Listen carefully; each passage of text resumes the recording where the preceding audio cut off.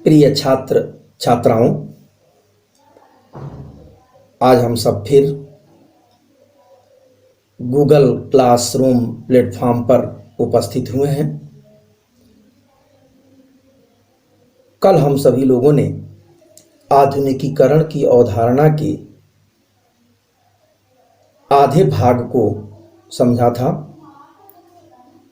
कि आधुनिकीकरण के परिणाम या उसके मेजरमेंट तक की बात हम सभी ने कर ली थी। आज संक्षेप में आगे की वस्तुस्थिति और विषय वस्तु को हम सब आपस में चर्चा करेंगे। तो आपका स्वागत एवं अभिनंदन। उम्मीद करता हूं कि घर में आप स्वस्थ होंगे। स्वास्थ्य की कामनाओं के साथ इस प्लेटफॉर्म का अधिक से अधिक हम सब उपयोग करें और आगे भी जब लॉकडाउन के बाद भी इस प्लेटफॉर्म को हम सब जारी रखा जाएगा, ताकि एक दूसरे से शैक्षणिक शिक्षण कक्षाओं के साथ साथ दूसरा भी प्लेटफॉर्म हम लोगों के लिए उपलब्ध हो, जहां पर एक दूसरे से बातचीत होती रहे। तो आज हम अब सीधे परंपरा एवं आधुनिकता और आधुनिकीकरण, इस पर थोड़ी बात करनी जरूरी है, क्योंकि भारतीय समाज और भारतीय सामाजिक संरचना अपने मौलिक रूप में परंपरागत रहा है। परंपराओं का यहाँ पर महत्व रहा है। परंपराएं एक दिन में बनी और बिगड़ी भी नहीं है। परंपराओं का एक पीढ़ी से दूसरी पीढ़ी को, दूसरी पीढ़ी से तीसरी पीढ़ी को स्थानांतरण होता रहा है भारत में। और परंपराएं प्रायः, जैसा पश्चिमी विचारकों ने भारतीय संदर्भ को देखने का प्रयास किया, अब जैसे हम लोग ले लें मैक्स वेबर को ही, तो मैक्स वेबर ने कहा कि यह जाति विकास के मार्ग में बाधक है या धर्म बाधक है। लेकिन कुछ धर्म के ही भाग को ले लें हम लोग, या उस भाग के मानने वाले लोगों को ही ले लें, तो जैन धर्म, गुजराती, मारवाड़ी जातियों एवं धर्मों के लोगों ने, पार्सियंस ने विकास के मार्ग में बहुत सार्थक योगदान किया। इन्होंने ही भारतवर्ष में व्यवसाय को प्रारंभ किया और आगे भी इनका योगदान बना रहा। तो अनेक संदर्भों में हम देखें तो भारतवर्ष को पश्चिमी देशों की विचारधाराओं, मूल्यों और उनके उपागमों को उसी रूप में यहाँ पर प्रस्तुत करना या उसको उसी रूप में लागू करके बातों को समझ लेने में उस परिणाम तक हम नहीं पहुँच पाएंगे जिस परिणाम तक हम पहुँचने का हम सब प्रयास करते हैं। प्रोफेसर योगेंद्र सिंह ने परंपराओं का आधुनिकीकरण, मॉडर्नाइजेशन ऑफ इंडियन ट्रेडिशन नामक पुस्तक लिखी, जो इस आधुनिकीकरण की अवधारणा को समझने में एक तरह से कहा जाए तो भारतीय संदर्भ को दर्शाने के लिए माइल स्टोन वर्क रहा है।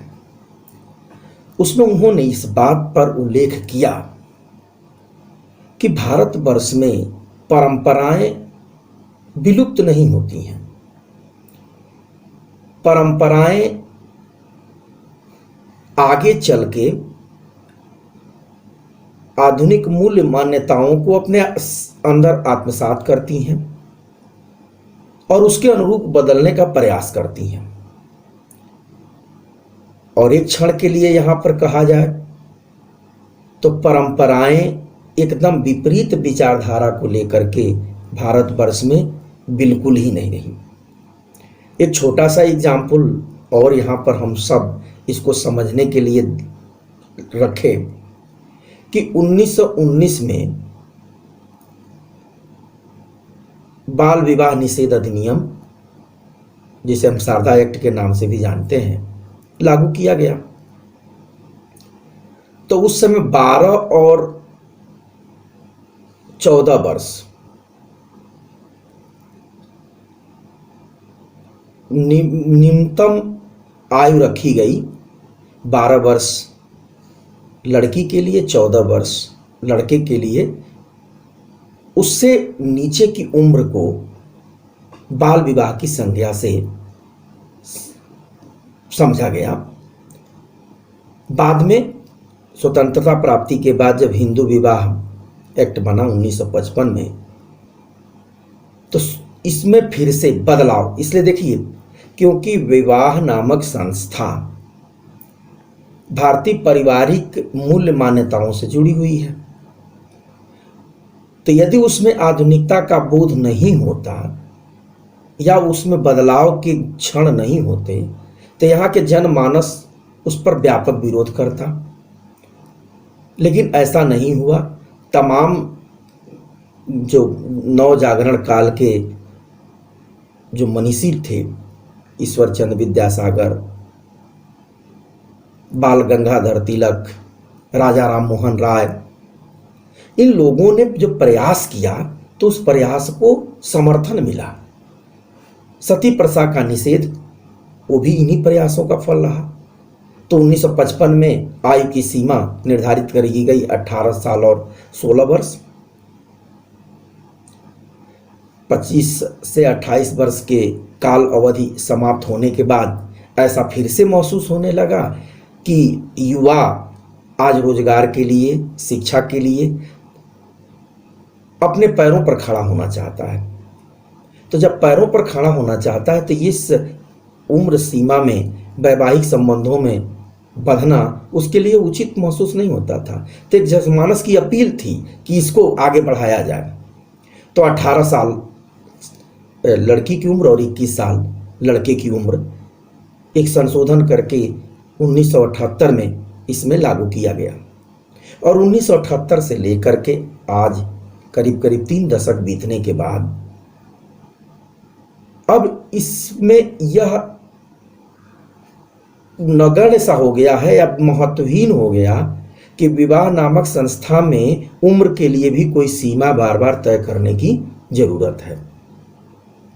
क्योंकि अब अपने आप युवा उस दिशा में आगे निकल चुका है कि अपने रोजगार के अवसर उपलब्ध हो जाने के बाद, अपने पैरों पर खड़ा हो जाने के पास, केवल पुरुष वर्ग ही नहीं, महिला वर्ग दोनों की स्थिति एक जैसी हुई है और दोनों आपस में सामंजस्य से, तो पहले परिवार का परिवारों से विवाह, अब आज दोनों इसमें, अब जब तक लड़का और लड़की के बीच के विचार को भी अब स्थान मिलने लगा। तो ये बदलाव के क्षण रहे हैं। परंपरागत भारतीय समाज में संपत्ति जो है पैतृक रही है, उसमें भी यह बदलाव की स्थिति देखने को मिलती है। कृषि कार्य पुरानी पद्धतियों से होता था, इस पर हम लोगों ने बड़ी चर्चाएं अब कर ली कि इसमें अब नई तकनीक का और ये सब चीज़ों का प्रयोग होने लगा। अलौकिकता में विश्वास था, अब उसके जगह पर भी हम लोगों ने पिछले बार के अध्ययन में देखा कि सेकुलरवाद, या उसको एक और अच्छे तरीके का शब्द होगा पंथ निरपेक्षता। भारत में पंथ निरपेक्षता है, सभी जगहों पर सभी धर्मों को मानने की आज़ादी है और धर्म के अंदर भी अब उदारवादी दृष्टिकोण ज़्यादा देखने को मिला। वंशानुगत नेतृत्व हमारी परंपरागत मूल्य मान्यताओं में था, उसमें भी बदलाव हम लोगों को देखने को मिल रहा है। तो प्रोफेसर योगेंद्र सर की इस विचारधारा को यहाँ पर स्थान दिया जाए कि भारतवर्ष में परंपराएं कभी विलुप्त नहीं हुई, परंपराएं आधुनिकता के साथ साथ सामंजस्य स्थापित की। एक विरोध जैसी स्थिति भारतवर्ष में कभी भी नहीं रही कि एक तरफ एक किनारे पर परंपरा हो और एक किनारे पर आधुनिकता हो। ये दोनों के बीच में एक सामंजस्य की जैसी स्थिति बनी रही, क्योंकि भारतीय चरित्र एवं समाज में आधुनिकता प्रवेश कर चुकी है, परंतु उसने ऐसा विस्थापन न करके समायोजन के माध्यम से इस कार्य को किया है। रुडोल्फ लॉयड इस बात को कहते हैं। उन्होंने अपनी पुस्तक the modernity of tradition, the democratic incarnation of caste in India नामक पुस्तक में इस बात का उल्लेख किया कि भारतीय चरित्र एवं समाज में आधुनिकता प्रवेश कर गई है, परंतु उसने ऐसा विस्थापन न करके, यानी रिप्लेस नहीं किया परंपराओं को, कि एक तरफ उसको पहले उसको समाप्त कर दिया जाए तब आधुनिक मूल्य और मान्यताओं को वहाँ पर लाया जाए। बहुत सारी ऐसी चीज़ें रही हैं जो स्थानीय स्तर पर रहीं, वो परंपराएं आगे चल करके उसका व्यापक रूप हुआ और बहुत जगहों पर फैल गईं और उनको बहुत जगहों पर अपनाया भी जाने लगा। तो लोकल लेवल पर भी कुछ ऐसी मूल्य मान्यताएं रही हैं जिसको व्यापक स्थान मिला। तो एक तरफ से भारतवर्ष में ये दोनों स्थिति प्रायः इस स्तर पर कह लें कि विभेद जैसी स्थिति नहीं रही कि एक तरफ पूरी पूरी परंपरा खड़ी हो और एक तरफ आधुनिकता खड़ी हो। जीवन में भी हम दैनिक पूजा पाठ की कार्य पद्धति को भी अपनाते हैं, साथ में वैज्ञानिक स्तर पर या वैज्ञानिक सोच से अपने आगे के कार्य जीवन शैली को भी अपनाते हैं। तो घर के अंदर अपनी यानी पूरी भारतीय जीवन पद्धति में ही परंपराओं और आधुनिकता का व्यापक समायोजन या समावेश देखने को मिलता है। तो एक तरह से हम यहाँ पर अंतर की स्थिति को उतना महत्व नहीं दें जितना दिया जाना चाहिए। तो यहाँ पर हम संक्षेप में ये कह सकते हैं कि भारतीय समाज और संस्कृति में परंपरा और आधुनिकीकरण ये दोनों एक साथ चलती रहीं। न परंपराएं आधुनिकता के मार्ग में उस रूप में बाधक रहीं जिस रूप में वो बाधक मानी जाती रहीं। हाँ, बदलाव का दौर जो रहा वो उतना तेज न हो, क्योंकि अभी भी जो भारतीय जो मूल्य और मान्यताएं हैं या केंद्रीय बिंदु है, जो फीचर्स है, वो जो अभौतिक संस्कृति है, तो अभौतिक संस्कृति उस गति से नहीं बदली जिस गति से उसको बदलने का प्रयास लोगों ने किया है। अब आधुनिकीकरण का भारतीय समाज पर क्या क्या प्रभाव पड़ा है या क्या क्या बिंदुओं पर हम विश्लेषण करें या उन बिंदुओं को हम इस अपने प्रश्न पत्र के इसके परीक्षा में लिखें तो अपना ये उत्तर पूरा होगा। तो उसके कुछ बिंदु आपके सामने हम रख रहे हैं कि आधुनिकीकरण के फलस्वरूप संयुक्त परिवार की संरचना एवं प्रक्रिया दोनों में बदलाव हुआ है। तो यहाँ पर एक बात थोड़ी सी और उल्लेखित कर लिया जाए कि भारतीय समाज में जो संरचना है वो परिवार उसकी एक महत्वपूर्ण इकाई है। तो परिवार में परिवार का अभिप्राय ही संयुक्त परिवार से है। कभी भी परिवार का संयुक्त रूप टूटता नहीं है। वो कभी उसमें एक पीढ़ी के लोग, फिर उसके साथ तुरंत दो पीढ़ी के लोग, फिर से कभी एक पीढ़ी के लोग। एकांकी परिवार की जो मूल परिभाषा है वो परिभाषा भारतीय संदर्भ में नहीं रही। एक उदाहरण के तौर पर हम लोग लिख लें कि एक माँ बाप के 4 बच्चे हों या 3 बच्चे हों और वो किसी एक शहर में रह रहा हो। उन तीनों बच्चों की अच्छी परवरिश हुई, अच्छी शिक्षा दीक्षा मिला। तो शिक्षा दीक्षा मिलने के बाद एक की सेवा लखनऊ में हो गई हो, एक की सेवा कानपुर में हो गई, एक की सेवा दिल्ली में हो गई। तो बड़े खुशी खुशी उन तीनों बच्चों को वहाँ पर अपनी गृहस्थी बसाने के लिए माँ बाप की तरफ से इजाज़त है। तो एक ही कालखंड में एक उस परिवार में संयुक्तता बने हुए साथ साथ प्रकार में बदलाव हो गया, फंक्शनल एस्पेक्ट बदला और 4 चूल्हे जलने लगे। संयुक्त परिवार की परिभाषा में क्या है कि संपत्ति संयुक्त होगी, 2 से 3 पीढ़ी के लोग एक साथ रहेंगे, एक छत के नीचे सभी लोग निवास करेंगे, एक चूल्हे का बना हुआ भोजन करेंगे। तो आज बिना किसी विवाद के एक ही माँ बाप के 3 संतानों के अलग अलग जिंदगी होने के बाद वो 4 चूल्हे चल गए, लेकिन उनके अंदर जो वो वैल्यूज है जो ज्वाइंट फैमिली की वो नहीं समाप्त हुई। अवसरों पर, त्योहारों पर, शादी विवाह के कार्यक्रमों पर, दुख दर्द के अवसरों पर वो संयुक्तता का भाव देखने को मिलता है। तो ये कालखंड के बाद जो भौगोलिक विस्थापन है उसके चलते इसके स्वरूप में बदलाव हुआ। तो निश्चित रूप से आधुनिकीकरण की प्रक्रिया ने संयुक्त परिवार के संरचना और प्रकार को बदला है। दूसरा, शिक्षा व्यवस्था में क्रांतिकारी परिवर्तन हुआ। इस पर भी हम सभी लोगों ने अन्य जगहों पर इस पर हम लोगों ने चर्चा कर ली है कि शिक्षा का जितना जितना विस्तार होता चला गया, जितनी साक्षरता बढ़ती चली गई, जितनी गुणात्मक परक शिक्षा होती चली गई, उतने ही रोजगार के अवसर बदलते चले गए, बढ़ते चले गए। और उसके कारण जो अभी वैवाहिक नामक संस्था की जो बात हुई वो उसी का परिणाम है कि रोजगार के अवसर सबके पास जब उपलब्ध था, लोग काम करने के लिए अब मौके तलाशने लगे या मिलने लगा, तो उसके चलते जो है शिक्षा के प्रभाव से अपने आप कुछ रूढ़िवादी व्यवस्थाएं वो टूटने लगी। अब आधुनिकीकरण की प्रक्रिया के कारण नई तकनीकों का, यंत्रों का प्रयोग जीवन में भी होने लगा, घर में भी होने लगा, कार्यस्थल पर भी होने लगा। ये भी एक बहुत बड़ा बदलाव रहा है। जाति व्यवस्था के ऊपर ये बात हम बहुत व्यापक रूप से यहाँ पर करना जरूरी है कि पश्चिमीकरण और संस्कृतिकरण की अवधारणा के साथ साथ ये आधुनिकीकरण की प्रक्रिया ने भी भारतीय जाति व्यवस्था पर व्यापक चोट किया है। तो जो बहिष्कार की स्थिति थी, अस्पृश्यता था, एक जाति से दूसरे जाति के बीच में पवित्रता और अपवित्रता की बात थी, खान पान का निषेध था, शादी विवाह के अवसर सीमित था, इसमें इसने बदलाव किया है। अंतर जाति विवाह को बढ़ावा मिला है और उसको मान्यता भी मिली है।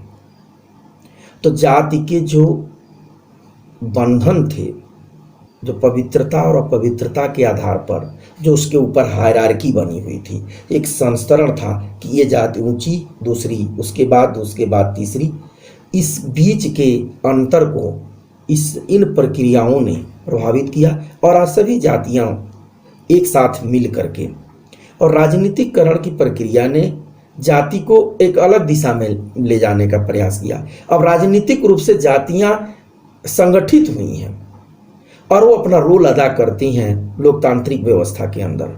वो एक अलग बिंदु होगा, वो कभी और जगह पर चर्चा की जाएगी। अब आगे आधुनिकीकरण की प्रक्रिया ने सामाजिक सुरक्षा के दायरे को बढ़ाया है। देखिए, जब तक जीवन में एक सुरक्षा का भाव नहीं होगा, भारतीय जीवन बीमा ने अपने ध्येय वाक्य में ही कहा है कि जीवन है तो सब कुछ है। तो जीवन सुरक्षित हो, उस जीवन के ऊपर बहुत सारे लोग उस पर निर्भर होते हैं। एक कमाने वाले होता है तो उसके ऊपर 10 लोग की निर्भरता होती है, वो अपना जीवन यापन उन लोगों को करता है। तो भारत में सुरक्षा का एक बिंदु रहा है, क्योंकि भारत लोक कल्याणकारी राज्य है। तो लोक कल्याणकारी राज्य से ये उम्मीद की जाती है कि वो राज्य नीति निर्देशक तत्वों को लागू करे। तो भारत के संविधान का जो चौथा भाग है वो अपने आप में एक इतनी अच्छी फिलॉसफी है, और प्राय सभी राज्य और केंद्र सरकार उसको पूरा करने का प्रयास इन 7 दशकों में करने का कर रही हैं और हो भी रहा है। और लोकतांत्रिक वैल्यूज बढ़े हैं, समानता का अधिकार, अवसर की समानता, और स्वास्थ्य के क्षेत्र में बहुत ज़्यादा बदलाव हुआ है। तमाम उन सारी बीमारियों के ऊपर आज नियंत्रण हो चुका है जिनसे कि हजारों लाखों की संख्या में एक बार में मृत्यु हुआ करती थी। तो जीवन स्तर में बदलाव हुआ है, सुधार हुआ है। कुपोषण के कारण होने वाली जो मृत्यु थी, गरीबी थी, खाद्य सुरक्षा गारंटी योजना है, यूपीए सरकार की बहुत बड़ी वो देन थी। उसमें करीब करीब 62 करोड़ की आबादी उससे आच्छादित है।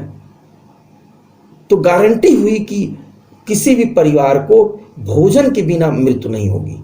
तो आज वही जो आज डिजिटलाइजेशन हो जाने से, तो सार्वजनिक वितरण जो प्रणाली है, पीडीएस जो सिस्टम है, वो सभी जगहों पर आज इस संकट की घड़ी में भी पीडीएस सिस्टम भारत का इतना बेहतर हो चुका है कि सभी लोगों तक आसानी से वो अनाज उपलब्ध हो जा रहा है। तो ये भी आधुनिकीकरण के कारण ही ये बदलाव हम लोगों को अपने सोसाइटी में देखने को मिलता है। इसके कारण नगरीकरण और औद्योगिकरण की प्रक्रिया भी तीव्र हुई।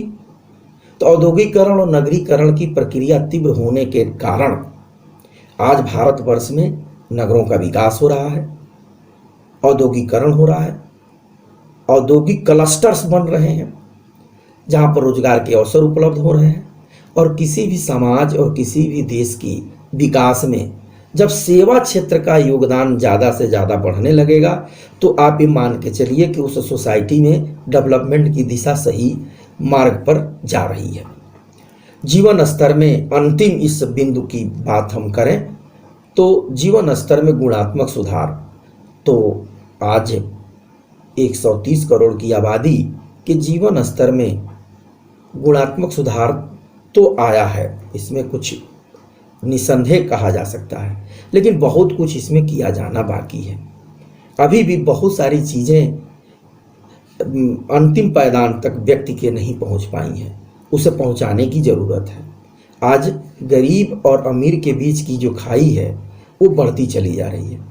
जो ध्येय वाक्य था कि एक तरफ जो लोग ऊपर उठ चुके हैं उसको वहीं रहने दिया जाए और नीचे से लोगों को ऊपर ला करके बीच के खाई को कम किया जाए, वो इन 70 वर्षों के बाद भी आज वो स्थिति नहीं है। आर्थिक संसाधनों पर या तमाम तरह के जो रिसोर्सेज हैं उस पर कुछ ही लोगों का एकाधिपत्य होता चला जा रहा है, जो कि बिल्कुल ही ठीक स्थिति नहीं है। तो ये रहा आधुनिकीकरण के कुछ सामाजिक परिणाम जो हम भारतवर्ष में देखते हैं।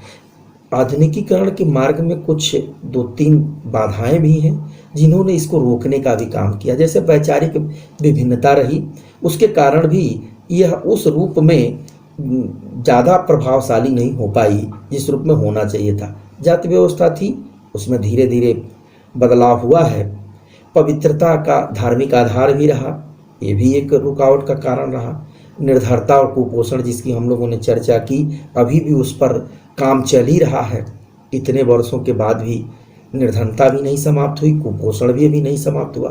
तो ये ऐसी चीज़ें हैं जो इसके मार्ग के बीच में बाधक रही हैं। तो आधुनिकीकरण की प्रक्रिया में भारतीय समाज के लोग विषय विशेषज्ञता हासिल कर चुके हैं। अब आधुनिकीकरण की प्रक्रिया हमारे जीवन पद्धति का अंग है। तो प्रिय छात्र छात्राओं, आज इन 2 कक्षाओं के माध्यम से हमने आपके सामने आधुनिकीकरण की अवधारणा, आधुनिकता और परंपरा के बीच संबंध और आधुनिकीकरण के भारतीय समाज और संस्कृति पर प्रभाव का विश्लेषण किया। उम्मीद करता हूँ कि इन 2 कक्षाओं को एक साथ देख करके आप इस विषय पर अपना एक नज़रिया बनाने में सफल होंगे। इसके साथ ही हम जो कुछ बिंदु एक जगह इकट्ठा करके एक नोट्स का रूप दिए हैं वो भी हम अपलोड कर देंगे।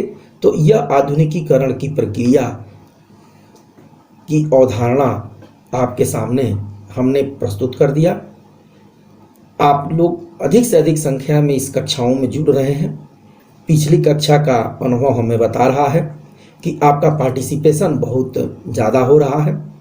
आगे भी आप इस कक्षा में जुड़े रहेंगे, इसकी मैं उम्मीद रखता हूँ।